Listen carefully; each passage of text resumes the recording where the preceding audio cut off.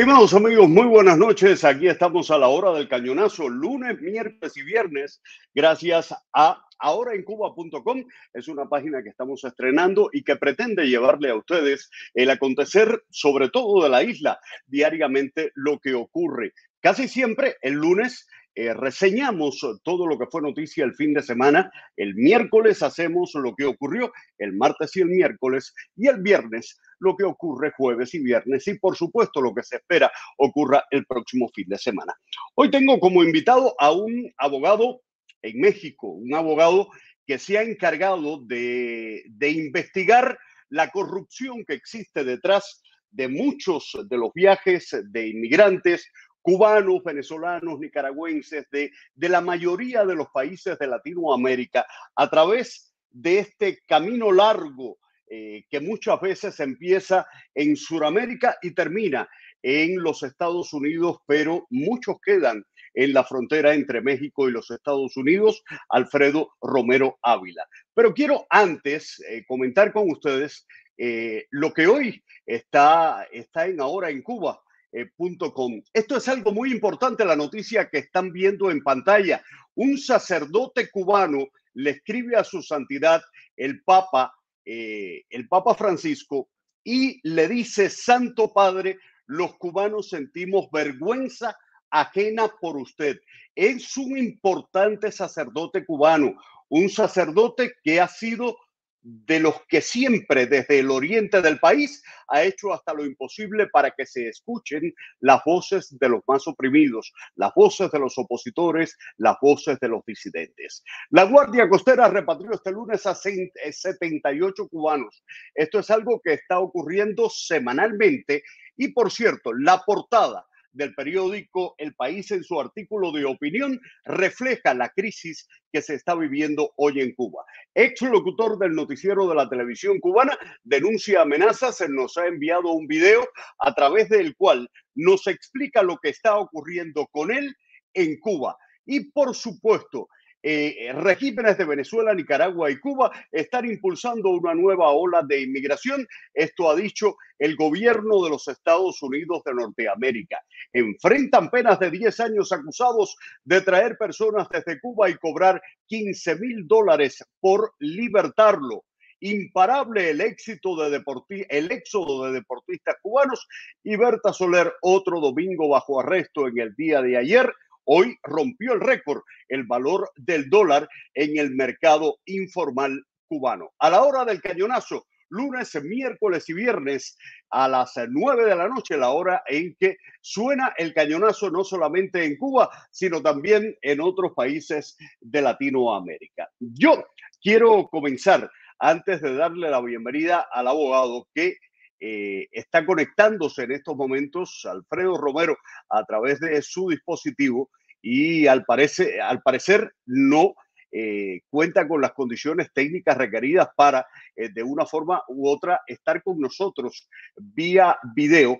Yo quiero, hecho una investigación acerca sobre las distintas opiniones que en estos momentos, sobre todo las personas que tienen Netflix en sus casas y que han podido ver o de una forma u otra han disfrutado de esa película que se llama Red Avispa, que cuando digo disfrutados, la realidad, miren ustedes, esta es una entrevista que le hice a Penélope Cruz, la actriz protagónica de la película, que refleja o intentó reflejar lo que ocurrió con los espías cubanos en los Estados Unidos de la Red Avispa. ¿Qué hice? También pude entrevistar a otro de los protagonistas que también nos habló, y él se encuentra en la disyuntiva de tratar de una forma u otra de aceptar el haber hecho la película, pero no. Dice que los cubanos nos parecemos muchos a los venezolanos, y es por eso que él está de nuestra parte, que la responsabilidad es... Cuba fue, ahí lo fue muy tienen. intensa. O sea, como... Bueno, ahí lo tienen. Es un destacado actor venezolano que participó en esta película. Es una de las grandes estrellas que tiene hoy por hoy Hollywood y por supuesto me estoy refiriendo, ustedes lo conocen, a Edgar Ramírez. Estas entrevistas las vamos a tener más adelante aquí en el programa a la hora del cañonazo. Ahí lo tienen detrás de mí y ruedo para que puedan ir viendo nuestra presentación del programa ahí en el fondo, en nuestro gran televisor. Estoy esperando de un momento a otro que entre Alfredo Romero y que se conecte a través de su dispositivo. Él mañana va rumbo a Tapachula. En estos momentos se encuentra en una ciudad al norte de México, luego viaja al Distrito Federal y desde allí hasta Tapachula. En espera a que llegue a nuestro estudio, vamos a compartir con ustedes primeramente la imagen de esta entrevista. Recuerden que fue cuando el estreno de La Red Avispa. Yo, cada vez que prendo la televisión y quiero ver alguna película a través de los distintos canales de streaming, y suelo usar mucho todo desde YouTube hasta ViX y pasando también, por supuesto, por todas las plataformas que en estos momentos hay, lo primero que me sale es esa película. En el exilio cubano hay mucha controversia porque la película está basada en lo que escribió alguien muy cercano al régimen cubano y él trató de una forma u otra, destacar el drama humano de una mujer que quedó al otro lado del estrecho de la Florida. Su marido espía viajó a los Estados Unidos y se mete en el drama humano, pero ni siquiera logra mostrar la verdadera identidad de un régimen que fue quien lo separó, que envió a su esposo a los Estados Unidos para matar a norteamericanos, porque al final de la jornada derribaron los aviones de Hermanos al Rescate, donde iban 4 jóvenes, 3 de ellos ciudadanos americanos, uno de ellos residente en los Estados Unidos. La película sencillamente trata de mostrar el drama humano desde la perspectiva de un escritor que lo hizo y que el director de esta película no supo de una forma u otra indagar más allá del libro que sirvió como elemento principal para el libreto. Aquí les dejo con la entrevista que le hice a Penélope Cruz y donde sus respuestas son realmente acertadas, porque traté de increparla por el contenido de la película y miren ustedes lo que ella me dijo. Ahí la tienen. Personas que viven en Miami, la comunidad cubana, quiere que tú le digas si realmente se conoce la historia de los 5 espías. Si se conoce que asesinaron a 4 pilotos que iban en alta mar buscando balseros, si eso no ha quedado al margen de la película. Mira, yo creo que eso es una pregunta más para Olivier, que hay mucha información en el libro en el que se basó, en los diferentes documentales, y la película está llena hay muchísima información. Para mí, como actriz, yo no soy productora ni directora de la película, soy actriz que interpreta a un personaje. Yo lo que necesitaba era comprender cómo piensa alguien así, alguien que vive en un extremo.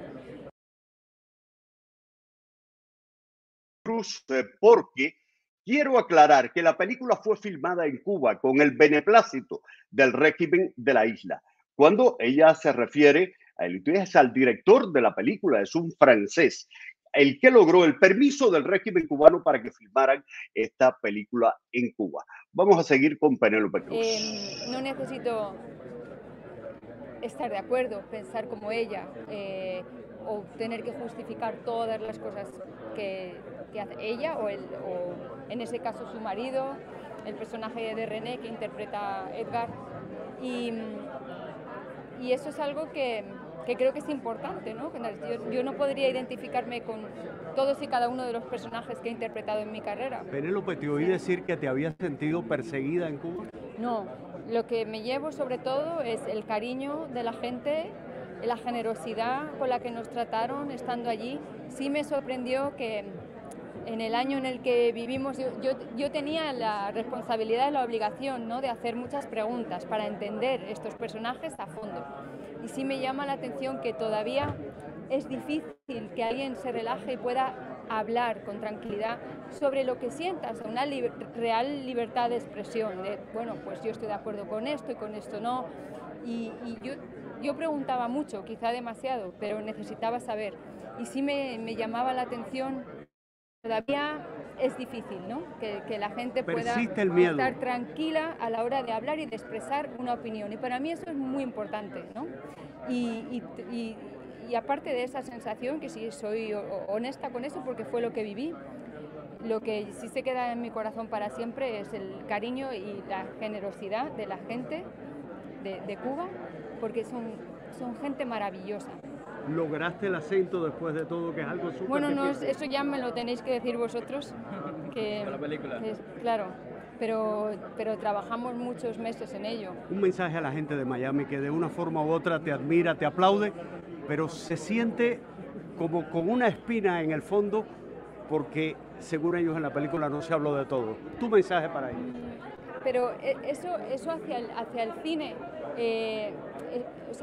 Olivier no ha querido hacer una película, bueno, decir que no es una película política tampoco es del todo cierto, pero de verdad que esta es una pregunta para él, porque creo que él no es que no se moje, él no se pone del lado de un bando, pero mira, es una pregunta para él, pero nosotros interpretamos muchos personajes a lo largo de una carrera. No podemos tener, ni nosotros, ni creo que el público tenga que tener esa identificación, ¿no? Porque son personajes, no estás haciendo un statement de yo pienso esto, yo soy así, fíjate solo los personajes que he interpretado yo en el cine de Pedro. Bueno, en el cine de Pedro Almodóvar, que fue quien la dio a conocer como actriz hace ya muchos años antes de triunfar en Hollywood. Y ella tiene razón, pero de una forma u otra es triste participar como la estrella fundamental de una película y que al final de la jornada la gente que van a ser los que van a ir al cine, los que van a poner la televisión, los que pagan estos servicios de streaming y que se vean reflejados en la película como un pueblo, como un hecho al cual le están contando una historia que saben que no fue así como ocurrió. Y esto es lo que como actriz yo creo que ella no sabía. Ella trató de indagar, se aprendió bien el acento cubano definitivamente, pero en el meollo del asunto, ¿qué hubo detrás del derribo de las avionetas? ¿Qué hubo detrás en los intereses de los espías cubanos? La red Avispa no eran 5, que fueron los que viraron a Cuba. La red Avispa eran más de 15 personas. Sin embargo, los otros decidieron cooperar con la fiscalía. De esos otros no habla Cuba. En el caso de Edgar, ¿qué me dijo Edgar? Porque él está entre la espada y la pared. Él es venezolano, sabe que en su país hay una dictadura muy parecida a la dictadura que hay en Cuba, y en el caso de él era mucho más difícil enfrentar preguntas sabiendo que aquí en el sur de la Florida existe una gran comunidad de venezolanos que le iban a ver, que le iban de una forma u otra a reclamar. ¿Y qué dijo él acerca de todo esto? Veamos qué dice. Cuba fue muy intensa. O sea, como muchos de ustedes sabrán, Cuba es un lugar lleno de muchísimas contradicciones, ¿no? Fue duro, y obviamente para mí como venezolano fue bastante retador estar allí, justamente en este momento de la historia de mi país, pero siento que es una historia, y la forma en la que Olivier Assayas, el director, escribió esta historia fue muy interesante, porque justamente de lo que trata es de explicar cómo tanta gente termina aplastada una rueda que al final no terminan siendo ellos quienes la hacen mover, sino otros, una élite que siempre termina tomando decisiones por otros. Edgar, para mí sí. Hay muchos cubanos, sobre todo residentes en Miami, que no se explican cómo se puede hacer una película sobre los 5 espías sin hablar de la muerte de 4 cubanos en avionetas que salvaban balseros.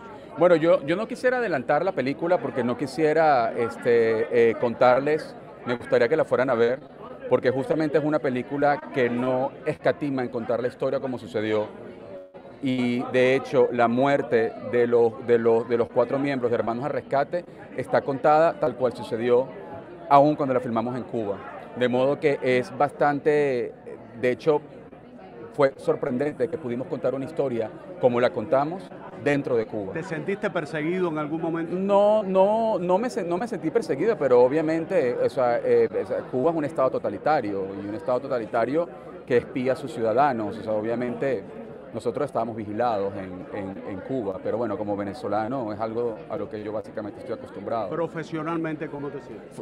Profesionalmente me sentí muy bien, o sea, filmamos con un equipo maravilloso, tanto extranjero como cubano, y bueno, pudimos apreciar todas las contradicciones de un lugar como Cuba, o sea, un lugar lleno de profundísimas contradicciones, pero obviamente yo entiendo el dolor del exilio cubano. Yo pertenezco a otro exilio, al venezolano, y entiendo muy bien el dolor. Lo único que le pido a la gente es que vea la película. O sea, obviamente sé que no es una película fácil de ver, pero aquí no se está glorificando a nadie. Se está contando una historia, de hecho ni siquiera es una historia sobre los Cuban Five. No fue una historia sobre los 5 cubanos, es la historia sobre cómo se conformó la Red Avispa. Y me parece que es una historia que fue contada desde el punto de vista humano, viendo, como decía hace un momento, cómo hay tantas personas que luchan por un ideal y al final terminan aplastados por ese mismo ideal, y terminan aplastados por la ideología, y sus familias y toda la gente alrededor termina sufriendo. De modo que para mí, yo no me expreso políticamente a través de mis películas. Mi posición política y mi posición ciudadana es bastante clara, todo el mundo lo sabe. Cualquiera que conozca mi trabajo y sobre todo conozca mi plataforma comunicacional sabe exactamente de qué lado de la historia o en qué lado de la historia estoy yo parado. Yo estoy por la libertad y por la democracia. Sin embargo, considero que esto fue una película que cuenta una historia humana de gente que al final terminan siendo peones dentro de un tablero sobre el cual ellos no tienen ningún tipo de control. Y para mí fue muy interesante poder explorar justamente la dimensión humana de estas personas que terminan siendo reducidas a simples peones de un tablero o a caricaturas del bien y el mal. Edgar, muy amable, ¿eh? Muchísimas gracias. Bueno, esta fue la entrevista con Edgar Ramírez, que es uno de los 2 actores fundamentales en la Red Avispa. La Red Avispa, para aquellas personas que han llegado más recientemente, para aquellas personas que no conocen la historia, fue una red de más de 15 espías que infiltró el régimen de La Habana en Miami, que los infiltró no solo dentro de organizaciones de exiliados cubanos, los infiltró en puntos claves de la defensa nacional de los Estados Unidos, como fue el Comando Sur, como fue también las bases aéreas que están en los Cayos de la Florida, entre otros muchos. Fue un juicio que duró varios tiempos y allí se descubrió que enviaban amenazas de cartas bombas a las casas de muchos de los líderes del exilio cubano. Allí se descubrió que el esposo de Ana Margarita Martínez era en realidad un espía cubano que volaba como piloto de Hermanos al Rescate, estaba infiltrado dentro de la organización y el día antes él sabía que iban a derribar las avionetas de Hermanos al Rescate. El día antes se escapó a Cuba y llegó, y es por eso que lo han separado, que lo han condenado al ostracismo en Cuba, porque la idea era que él apareciera como parte de los sobrevivientes de la avioneta y contara que iban a ser atentados en Cuba, entre otras cosas. Sin embargo, se fue a México, tomó un avión de Cubana de Aviación y llegó victorioso a la isla como el gran espía que logró realizar su misión, que era el jefe de la Red Avispa, era Gerardo Hernández. Gerardo Hernández fue quien, a través de Raúl Castro, recibió la orden de que diera las coordenadas, el lugar exacto donde iban a estar las 3 avionetas. De hecho, Silvia Iriondo y José Basulto se salvaron de pura casualidad porque vieron con sus propios ojos como 2.000 cubanos, y yo quiero, ya que no ha entrado mi invitado, el abogado, yo quiero ponerles a ustedes y quiero que esto sea parte de nuestro programa. Estoy tratando de enlazar la página para compartir una página que es extremadamente importante que ustedes la vean, y es la conversación entre los espías de la Red Avispa. Es la conversación de los espías de la Red Avispa, no, sino los pilotos de de los dos MiG cubanos que definitivamente están en medio del aire preguntando si ya los tenían en la mirilla para acabarlos. Estoy buscando a través de Google pilotos de MiG cubanos, y el lenguaje que usan es indignante. Esta grabación la dio a conocer el gobierno de los Estados Unidos de Norteamérica. MiG cubanos que derribaron a hermanos al rescate. Yo pido esto, ahora la página va a ir a este lugar. Sin embargo, ahí lo tienen. El audio, 25 años después de la avioneta, el audio, quiero escuchar el audio de lo que ocurrió en el cielo del estrecho de la Florida.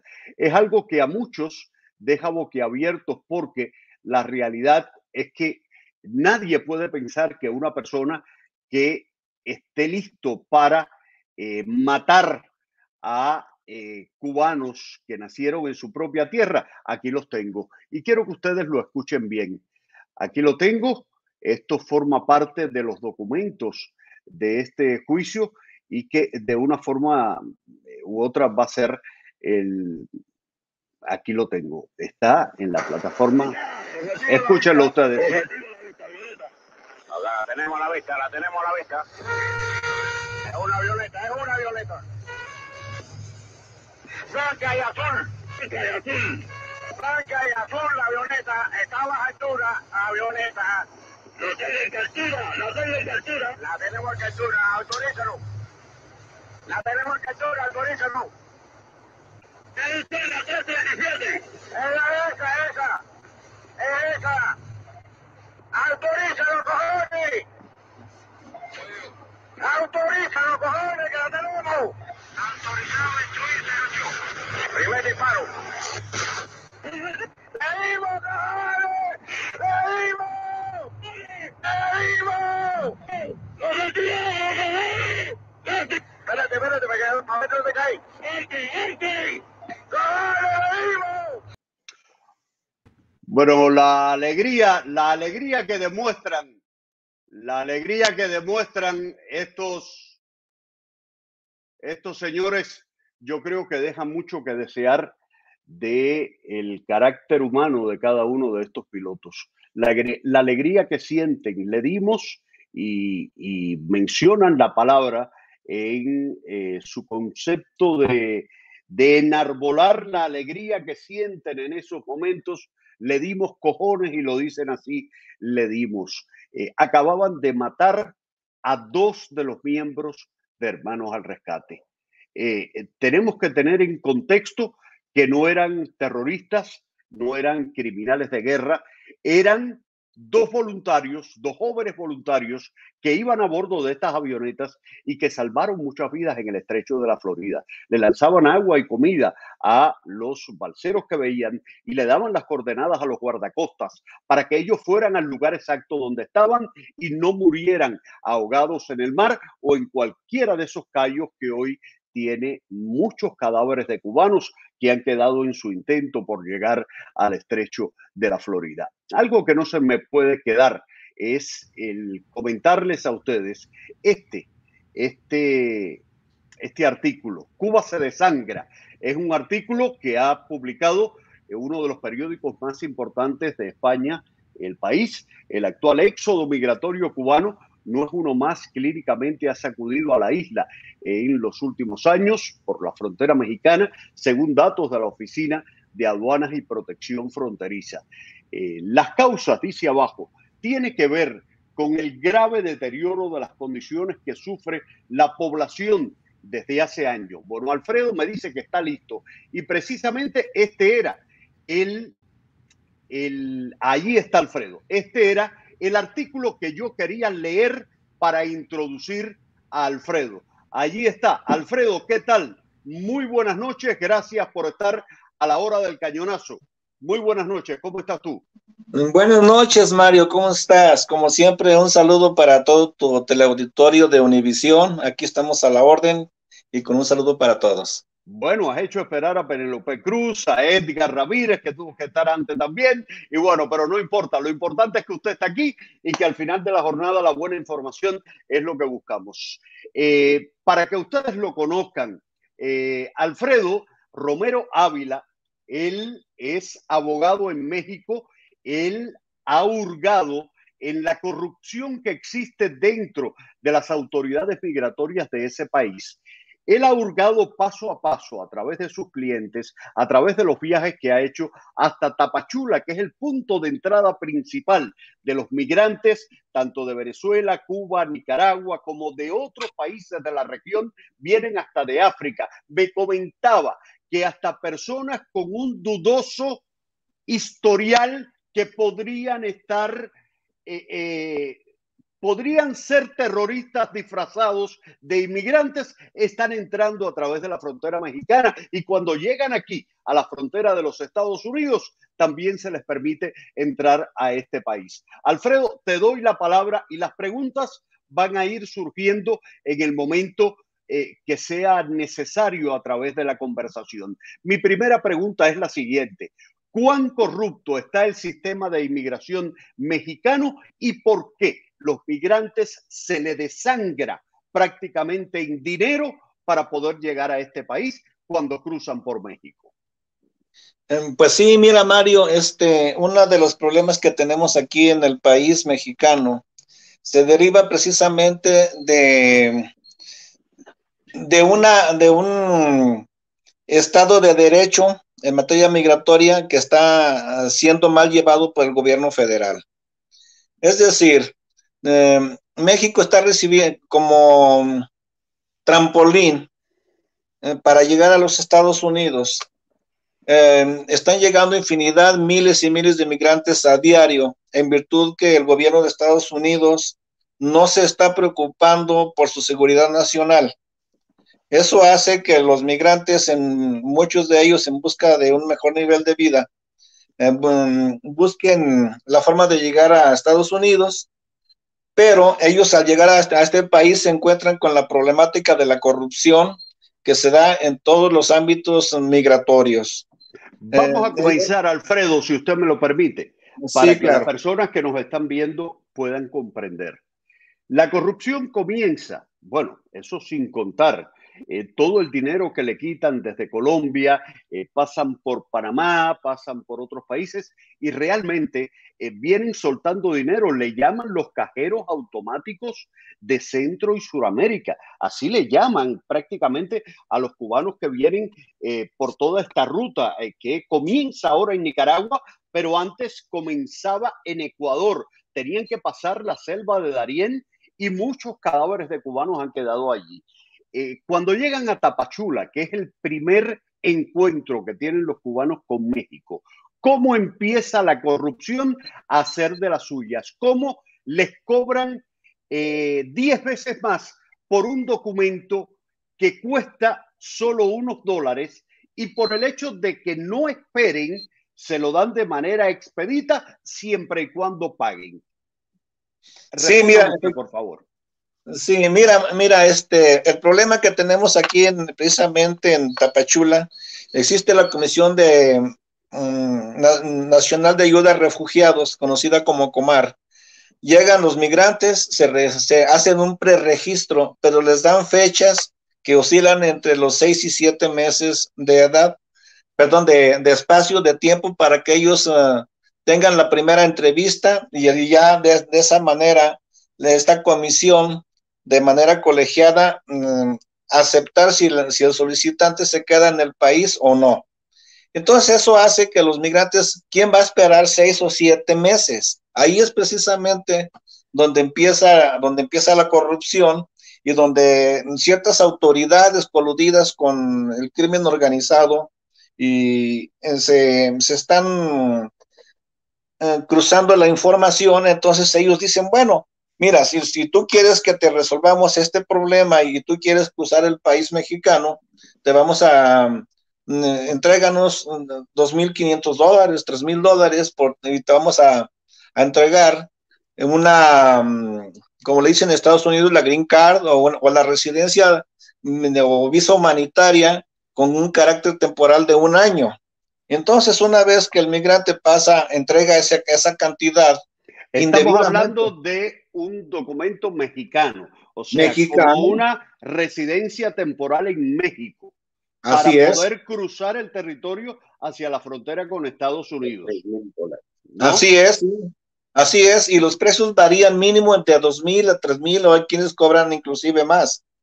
Y ese documento se les entregan en tan solo 1 semana. Entonces, ¿qué es lo que...? Sí. ¿Cuánto le han cobrado por encima de lo que realmente vale el documento? El documento en sí es gratuito. Es gratuito, así lo señala la ley de migración. No se debe de cobrar absolutamente nada a ningún solicitante a través de la Comisión de Ayuda a Refugiados. El trámite es gratuito. Ese documento les permite a los migrantes llegar hasta la frontera con Estados Unidos y permanecer durante qué tiempo en México. Se les entrega generalmente por 1 año, pero ahí tenemos el problema de que ya en las autoridades de migración están en un sentido muy alerta y lo están haciendo de una manera muy, muy compleja y muy selectiva, de tal manera que ellos no se puedan comprometer a ser denunciados. Pero hay otros medios, inclusive en los cuales, por ejemplo, en el estado de Oaxaca, están entregando unas fichas donde se les da un acceso de solamente un permiso de 1 semana para que crucen el país. Es decir, y esas fichas, curiosamente, las agregan al sistema del Instituto Nacional de Migración. Entonces, ya con esa ficha el migrante cruza, pero ¿qué es lo que sucede? Que el migrante está en Tapachula. Te voy a citar un caso concreto y así están todos.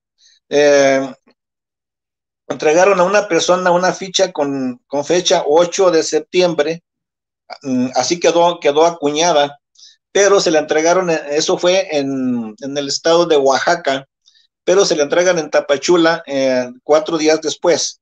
Entonces el migrante paga $2,500, sube el país, ya cuando llega, por ejemplo, a Sonora, ya transcurrieron los 3 días, hay migración, lo interroga y le dice, ¿sabes qué? Ya concluyeron los 7 días que tú tenías de permiso y por lo tanto aquí te quedas condicionado al trámite migratorio. Para sacarle mucho más dinero al final de la jornada. Efectivamente. Sin embargo, lo más preocupante, Alfredo, es lo que usted me comentaba, de que tanto Estados Unidos como México no tienen la idea del historial de las personas que están entrando. Le piden ciertos documentos que pueden o no ser falsificados. De hecho, Canadá denunció ya hace algún tiempo que personas del Medio Oriente con pasaportes venezolanos falsos intentaron entrar al país con la premisa de que lo iban a usar como puente para ingresar a los Estados Unidos. ¿Cuál es su vivencia personal? Que me hablaba de personas sospechosas que vienen del Medio Oriente y que también han intentado o han entrado a través de México hacia los Estados Unidos. Sí, mira, nosotros hemos visto que varios migrantes de ciertos países, por ejemplo, de Rusia, otros que vienen de Ucrania, pero son prorrusos, otros que vienen de África, y sobre todo vienen infiltrados también como migrantes cubanos, personal del mismo MININT. El Ministerio del Interior cubano. Así es. Entonces, Entonces, estas personas, en nuestra opinión muy personal, representan un serio peligro para la seguridad nacional de Estados Unidos. Y esto nos hace pensar que tal parece, como ya te había comentado, que el problema que se presentó en septiembre 11, en septiembre 11 del 2001, parece que ya se olvidó, y Estados Unidos tiene muy descuidada su seguridad nacional por la entrada tan numerosa de inmigrantes que se desconoce el verdadero objetivo que tienen.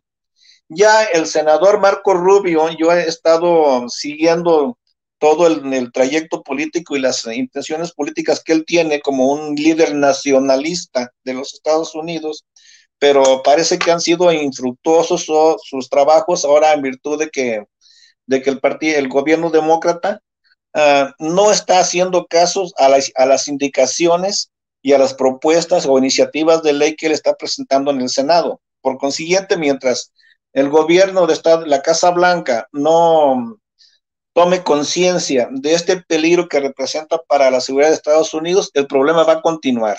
Ahora bien, sí. Alfredo, una pregunta en medio de todo.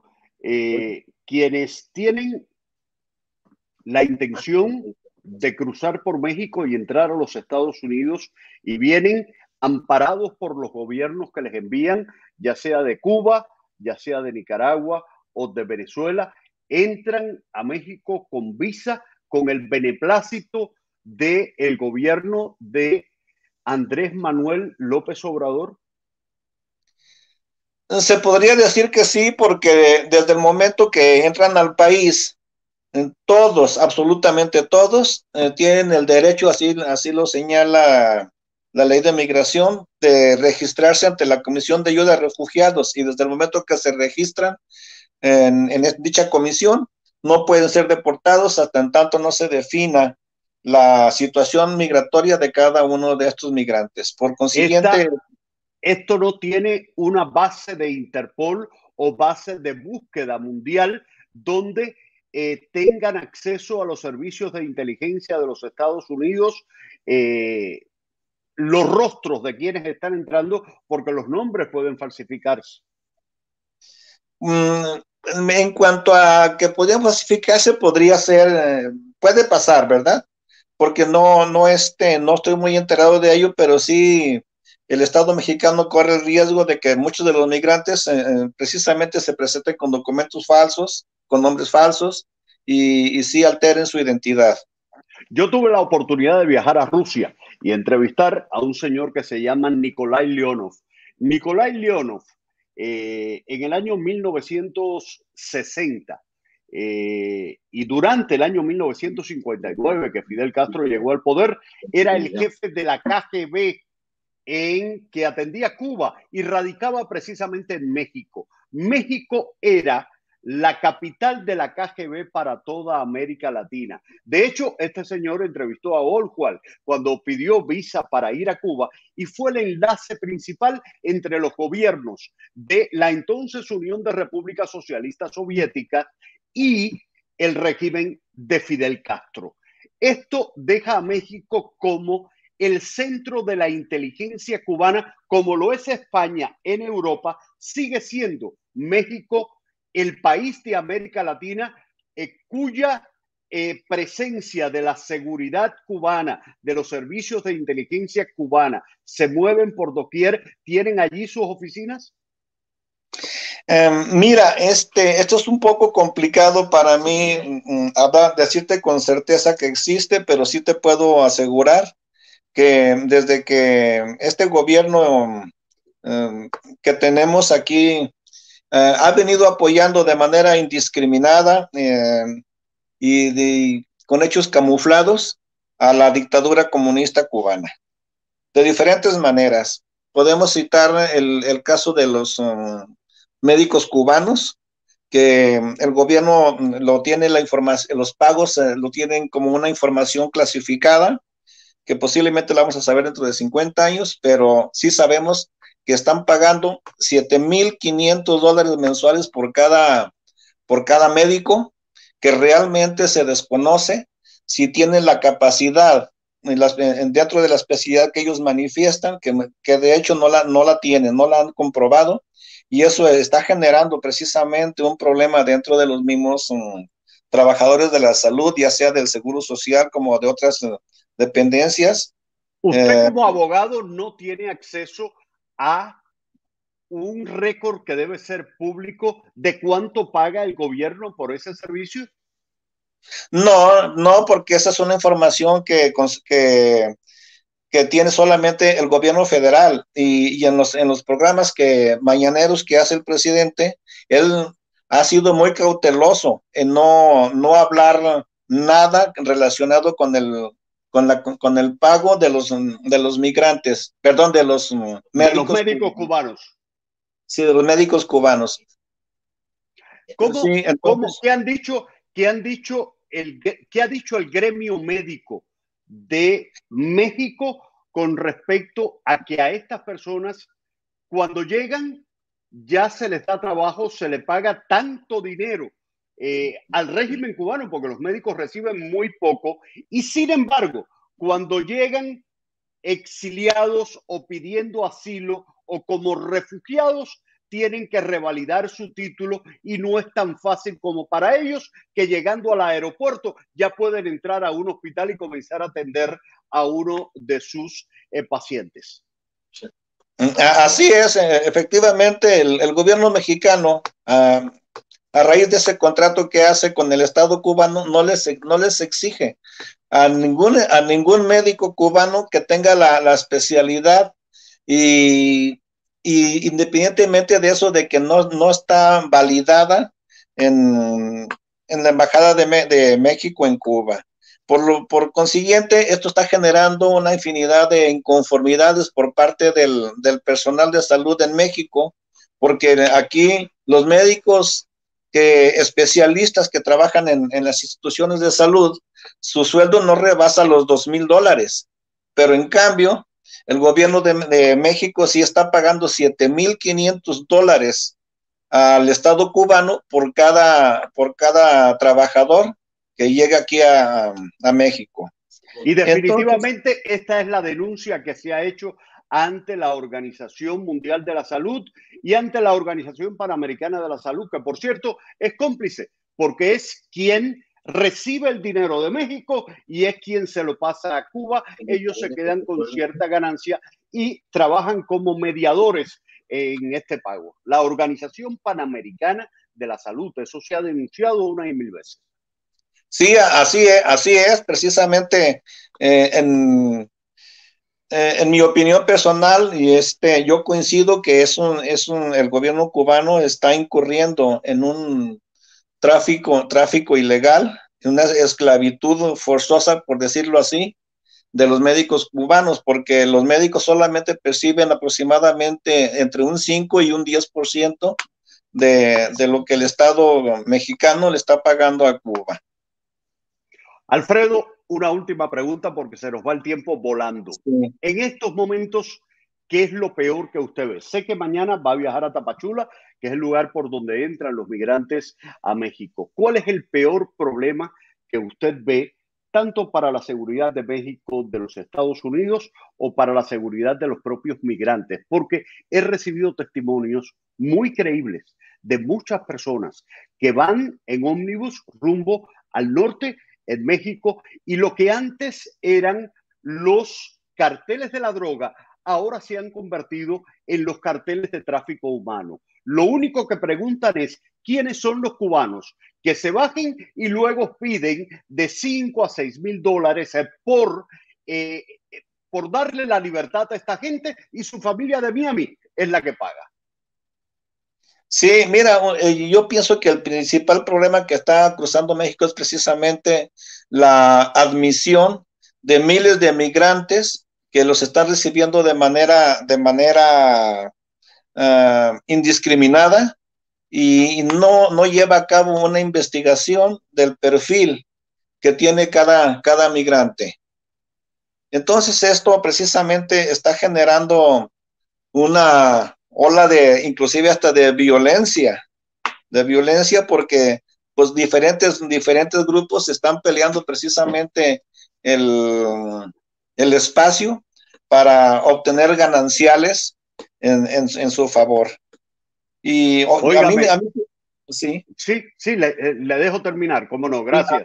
A mí sí me gustaría que el gobierno de Estados Unidos tomara cartas en el asunto, tal y como lo ha propuesto el Partido Republicano, que a raíz de ese problema que está generando el país mexicano, está violando inclusive los acuerdos del TEMEC, donde está prohibida precisamente el uso de la explotación de ciertos trabajadores cubanos, y México no debe de prestarse para eso, y por consiguiente sí está violando los acuerdos del tratado trilateral entre México, Estados Unidos y Canadá. Y por supuesto se está refiriendo a la contratación de los médicos cubanos. Claro, así es. Óigame, yo quiero agradecer, abogado Alfredo Romero Ávila, abogado de inmigración en México, la amabilidad que ha tenido usted, el esfuerzo que hace diariamente para investigar, indagar contra viento y marea. Yo le comentaba que debe cuidarse mucho ahí en Tapachula, yo he estado varias veces, y muchas de estas bandas que operan, sobre todo en el lugar donde entran los migrantes a México, para llevarlos al norte, cobrarles. En su lugar también ya tienen sobornados a muchos de los militares que forman parte de estos puntos de control que los paran a través de las carreteras, y le pido por favor que se cuide mucho allá en Tapachula, y esperamos tenerlo de nuevo a usted, tanto a través de Univisión 23 Miami como a través de ahoraencuba.com y La Hora del Cañonazo, que es este programa.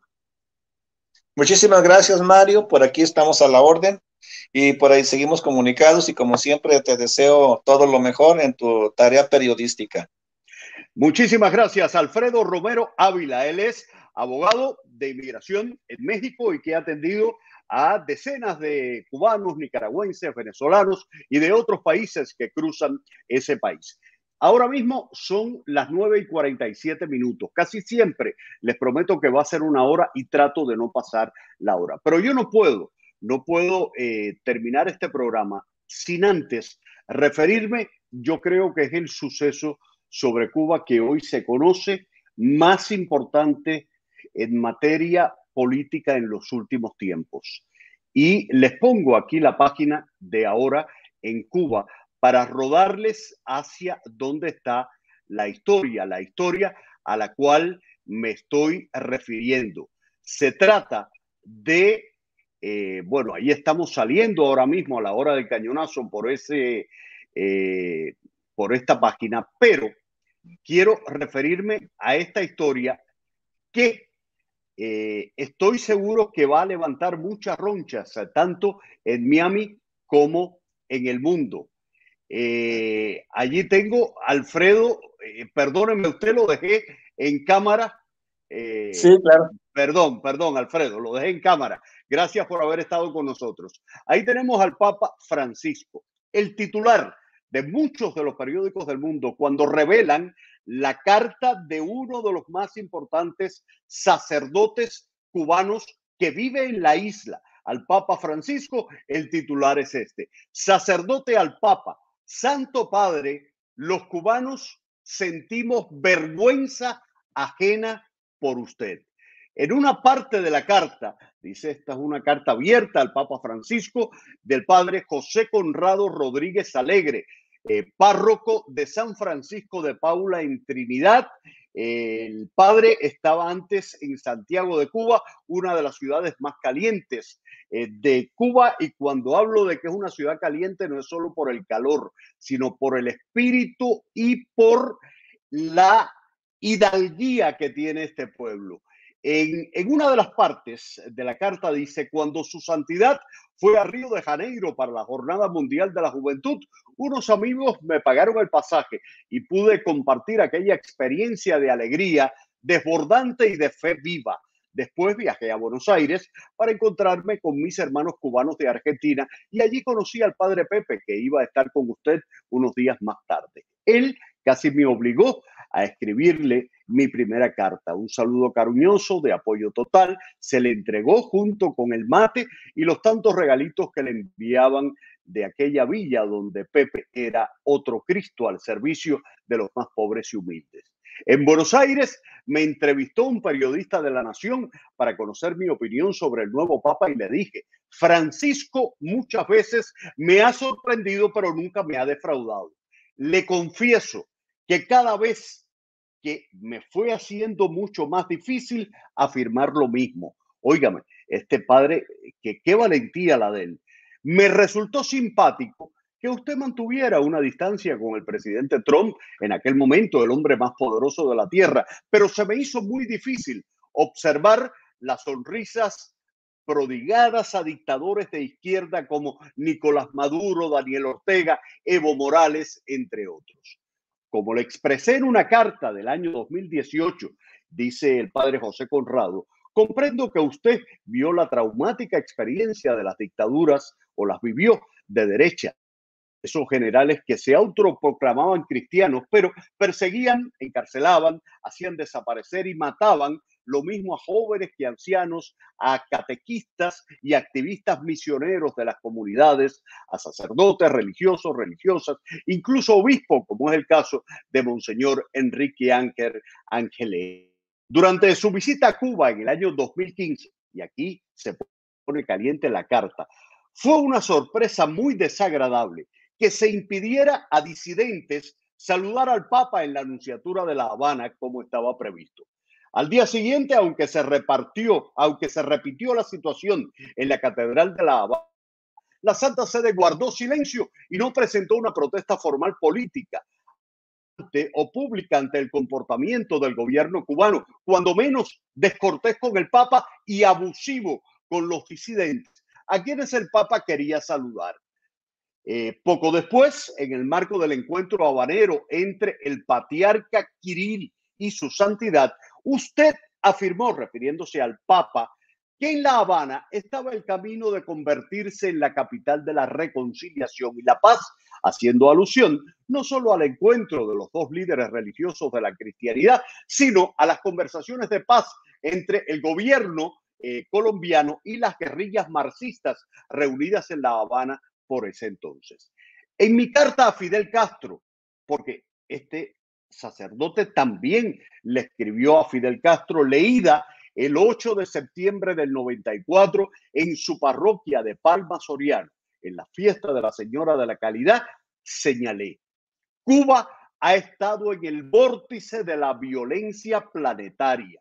Los acontecimientos recientes, recuerden en el 94, el flujo de balseros, en lo que se conoce como el éxodo de balseros de la base naval de Guantánamo, señaló que Cuba era el vórtice de la violencia planetaria. Los acontecimientos recientes en Nicaragua, con el encarcelamiento del obispo Rolando Álvarez y un grupo de sus colaboradores más cercanos, sacerdotes laicos en Matagalpa, ha vuelto a poner sobre el tapete el tema del silencio frente a los abusos de las dictaduras de izquierda. Son sumamente preocupantes el encarcelamiento de los principales candidatos opositores a la presidencia, el acoso brutal de toda la disidencia política y social y la declarada persecución religiosa desatada por el dictador Daniel Ortega y su esposa Rosario Murillo. Me viene a la memoria aquella tonada chilena de tiempos de Pinochet.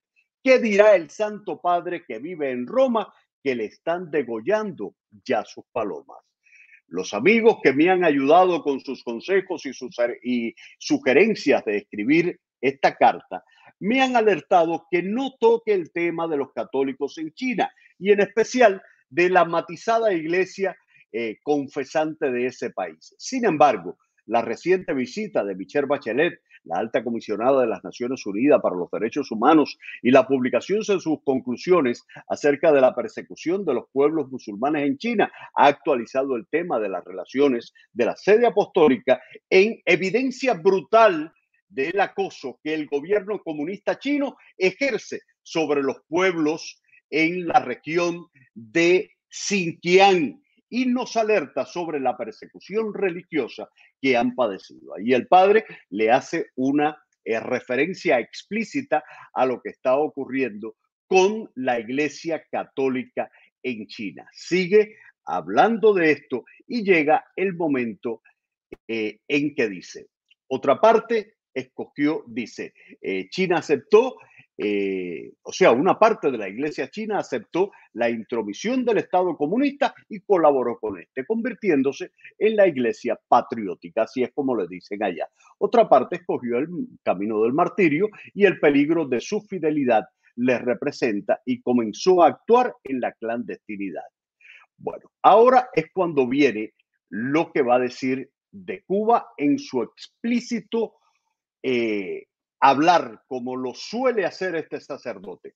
Sabemos bien que cuando la Santa Sede no defiende explícita y firmemente a las víctimas, los gobiernos totalitarios se sienten con las manos libres para obrar a su antojo en contra de sus víctimas. Hace muchos años, cuando yo estaba en el seminario, vi una película cuyo nombre nunca olvidé, El Negro y la Escarlata. Estaba inspirada en la historia de Hugh O'Flaherty, sacerdote irlandés que trabajó en una curia romana durante la Segunda Guerra Mundial, en otro monseñor que salvó la vida de jóvenes judíos, de partisanos antifascistas perseguidos por la Gestapo y toda clase de gente que necesitaba o pedía su ayuda. La Gestapo estaba al tanto de su peligrosa labor hasta el punto de prohibirle salir del Vaticano, pero este sacerdote se pasaba la vida burlando a la Gestapo, entrando subrepticiamente en Roma y realizando su encomiable labor. Hasta el Papa sabía de esta labor y en varias ocasiones le conminó a que fuera prudente. En el transcurso de la guerra, otras cosas similares fueron ocurriendo.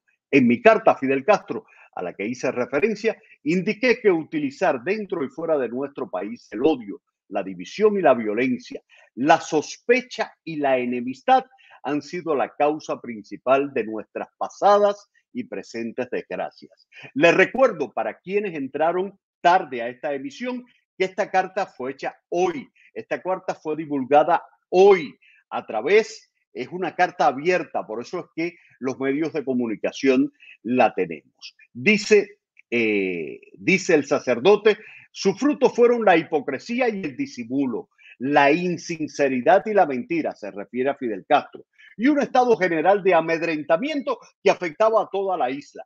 Este tipo de política dio al traste con nuestra economía, perdimos el sentido de lo que valen las cosas y lo peor, las personas, el desprecio por la vida humana es el resultado de la violencia y la represión.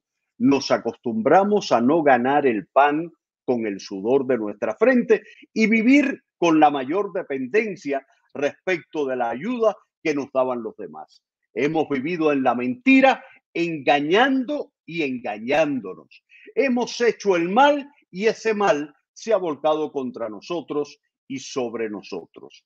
En el último de mis libros, Resistencia y Sumisión en Cuba, cito al prestigioso reportero irlandés Fergal Kinney a raíz del genocidio entre Hutus y Tutsis ocurridos en Ruanda y Burundi.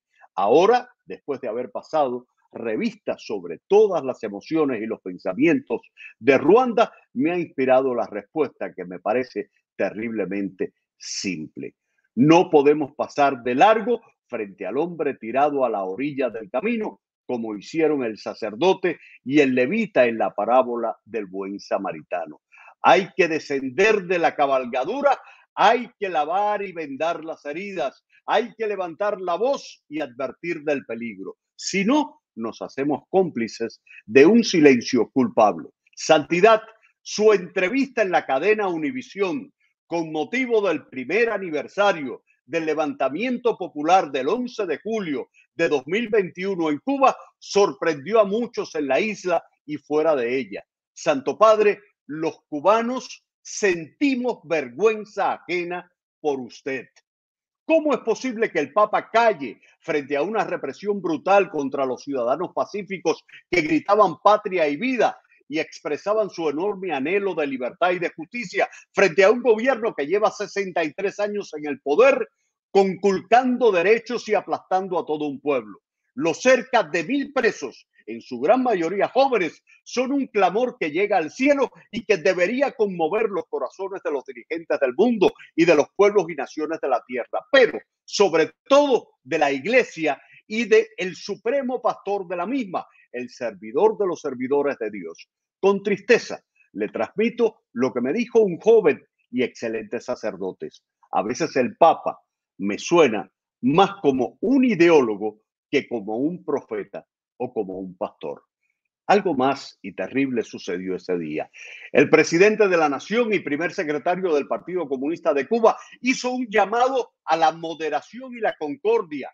No lo hizo, sino hizo todo lo contrario, a la represión, a la violencia contra los reclamantes, a manos de aquellos que contaban con el uso y posesión de las armas, representantes del poder y apoyados por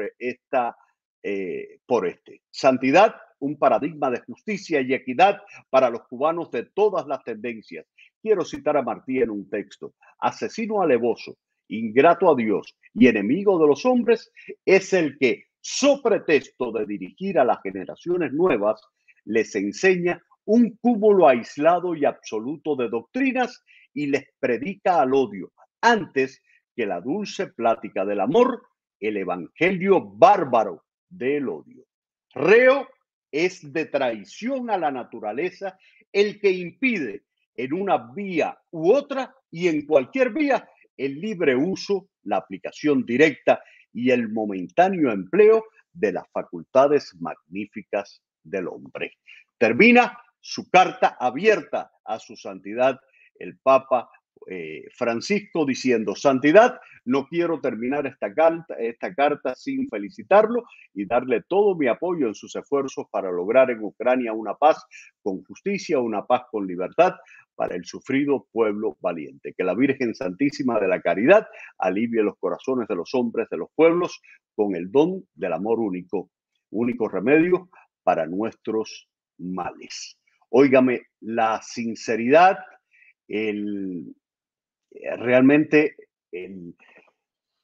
la valentía de este sacerdote, yo creo que en estos momentos es algo que muchos en el mundo deben admirar. De hecho, hoy, porque además el padre Francisco de José Conrado Rodríguez Alegre, párroco de San Francisco de Paula en Trinidad, merece hoy el respeto de todos los cubanos que de una forma u otra vimos atónitos como el Papa respondió a la pregunta de cuál es su mensaje para quienes salieron a las calles del 11 de septiembre en Cuba, con un saludo o una respuesta refiriéndose a los nexos que tiene y que le une con Raúl Castro Ruz. Recordemos que el Papa fue a casa de Fidel Castro, algo que no estaba en el protocolo y que sencillamente nadie aceptó porque en ese momento no era, o de manera obligatoria, porque ya Fidel Castro no era jefe de Estado. Me he pasado 3 minutos después de la hora, así que le pido disculpas a todos, les ofrezco disculpas a todos. Gracias por estar conmigo. Los temas que se me han quedado los traigo el próximo miércoles aquí a las 9 en punto con Mario Vallejo a través de ahoraencuba.com, a través de nuestras páginas de Facebook y por supuesto en su corazón. Ahí estoy, yo sé, así que acompáñenme. Buenas noches a todos.